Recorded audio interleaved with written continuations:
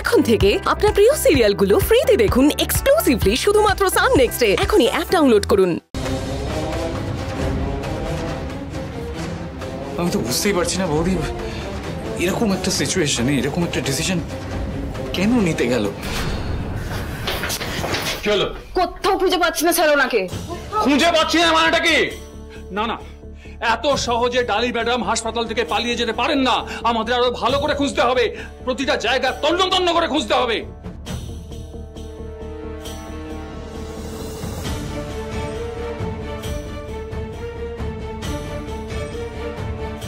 যেভাবেই হোক ডালি ম্যাডামকে আমাদের খুঁজে বের করতেই হবে, খুঁজে বার করতেই হবে।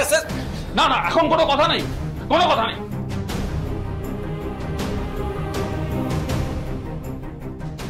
দেখলি কি ধূর্ত এই ডালিটা, এত কিছুর ভেতরে পালিয়ে গেল। কিন্তু গেল তো গেল, কোথায় গেল বলতো? আরে সে জাহান নামে গেলেও কোনো চাপ ছিল না, কিন্তু যে সিচুয়েশনে পালালো সেটাই হচ্ছে সমস্যার। ওকে কোনো মতেই পালাতে দেওয়া যাবে না মমসি। যেভাবে ওকে খুঁজে বার করতে হবে, না হলে অনেক বড় বিপদ হয়ে যাবে। তুমি বুঝতে পারছো? অনেক বড় বিপদ হয়ে যাবে।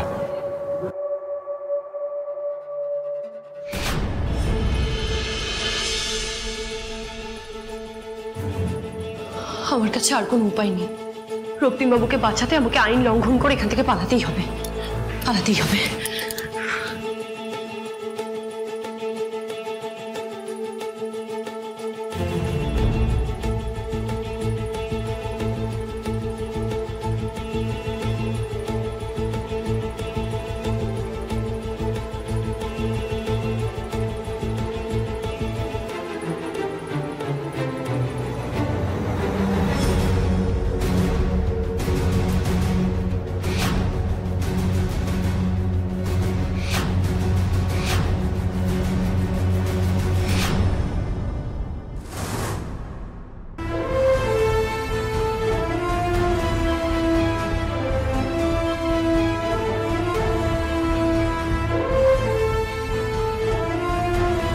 আপনার কাছ থেকে আশা করিনি ম্যাডাম, ভেবেছিলাম আপনি অন্যান্য অপরাধীদের মতো নয়। দেখুন আমি জাস্ট লুকিয়ে পালাবার মতো ভীরু মনের পরিচয় আপনি অন্তত দেবেন না, কিন্তু আপনি সেটাই করলেন।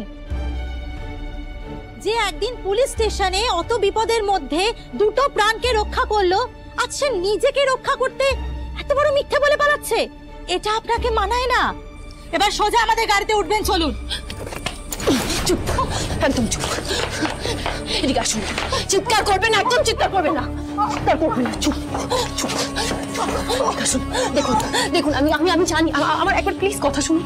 আমি জানি আমি যেটা করছি সেটা অপরাধ করছি, সেটা অন্যায় করছি।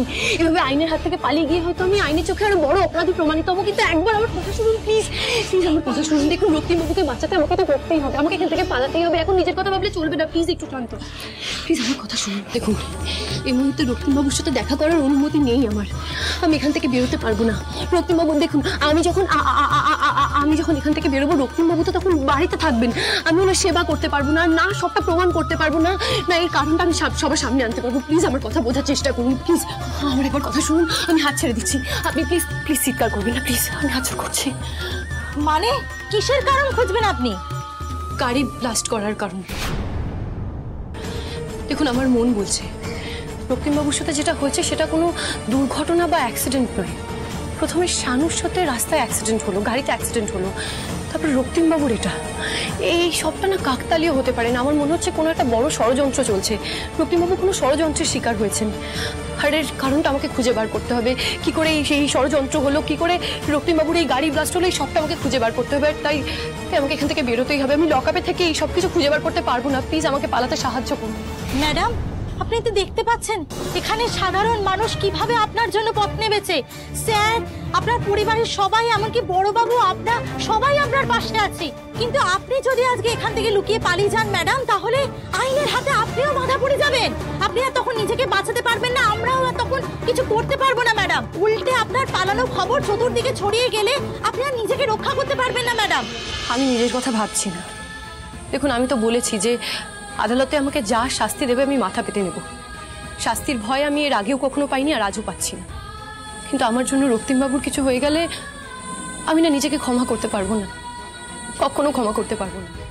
আর তাছাড়া শুধু তো রক্তিমবাবু নয়, ওই বাচ্চা ছেলেটা শানু, আজকে আমার জন্য মৃত্যুর সাথে পাঞ্জা লড়ছে। আজকে যা যা হয়েছে, এই এত কিছু ঘটনা হয়েছে, এই সবটার মূলে আমি আছি। তাই কাদের জন্য রক্তিমবাবু আর শানুর সাথে এই ঘটনা ঘটেছে, এই অবস্থা হলো ওদের, সেটা আমাকে খুঁজে বার করতেই হবে। আমি জানি এটা কোনো ছোট ঘটনা নয়, এই সব কিছুর পেছনে কোনো বড় সত্যি লুকিয়েছে। প্রথমে অমৃতার সাথে যা হলো, তারপর রাজার মৃত্যু, তারপর এই ঘটনা। আমার না মনে হচ্ছে এই সব কিছুর মধ্যে একটা যোগসূত্র আছে, কিন্তু সেটা কি সেটা আমাকে খুঁজে বার করতে হবে। তাই আমার কাছে সত্যি আর কোনো পথ নেই, এখান থেকে পালানো ছাড়া আমার কাছে সত্যি আর কোনো উপায় নেই, বিশ্বাস করুন। না ম্যাডাম, আপনাকে আমি এভাবে ছেড়ে দিতে পারি না, আমাকে আমার ডিউটি করতেই হবে। আচ্ছা আপনি শান্ত হন প্লিজ, আস্তে কথা বলুন, আমার কথা শুনুন প্লিজ। আচ্ছা আপনার এই ডিউটি কি দুটো মানুষের প্রাণের চেয়েও দামি আপনার কাছে? যদি না হয় তাহলে আমি আপনার কাছে হাত জোড় করছি, আমি আপনার পায়ে পড়ছি, প্লিজ আমাকে এখান থেকে পালাতে সাহায্য করুন। দেখুন আমি এখান থেকে না বেরোতে পারলে রক্তিমবাবুর সাথে দেখা করতে পারবো না, ওনাকে সুস্থ করে তুলতে পারবো না, প্লিজ আমাকে সাহায্য করুন প্লিজ।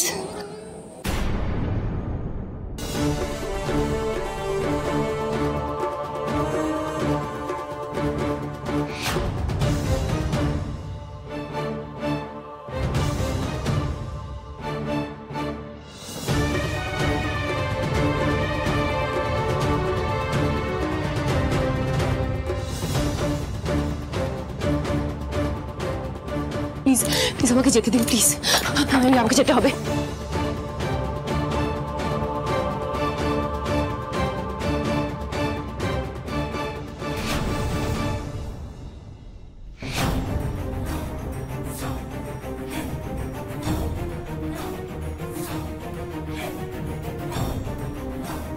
স্যার আমি চারিদিকে মিসেস দেববর্মনকে খুঁজলাম স্যার, কোথাও দেখতে পাচ্ছি না। ঠিক আছে, তুমি এদিকটা থাকো, দেখো এদিকটা, আমরা ওদিকে যাচ্ছি, চলো। আপনাকে অনেক ধন্যবাদ, থ্যাংক ইউ। নিজের ইউনিফর্ম পরে যে শপথ আমি নিয়েছিলাম, সেই শপথ আমি প্রথমবার কারোর জন্য ভাঙছি। জানি এটা অন্যায়, কিন্তু তার সাথে এটাও ঠিক যে অনেক সময় বৃহত্তর স্বার্থের জন্য অনেক কঠিন সিদ্ধান্ত আমাদের নিতে হয়। তাই আজকেও আমি আপনাকে এখান থেকে পালাতে দেব, কিন্তু একটাই শর্তে। কি শর্ত? যে রহস্য আপনি উদ্ঘাটন করতে চাইছেন সেটা সম্পূর্ণ হলে আপনি নিজে এসে এখানে স্যারেন্ডার করবেন।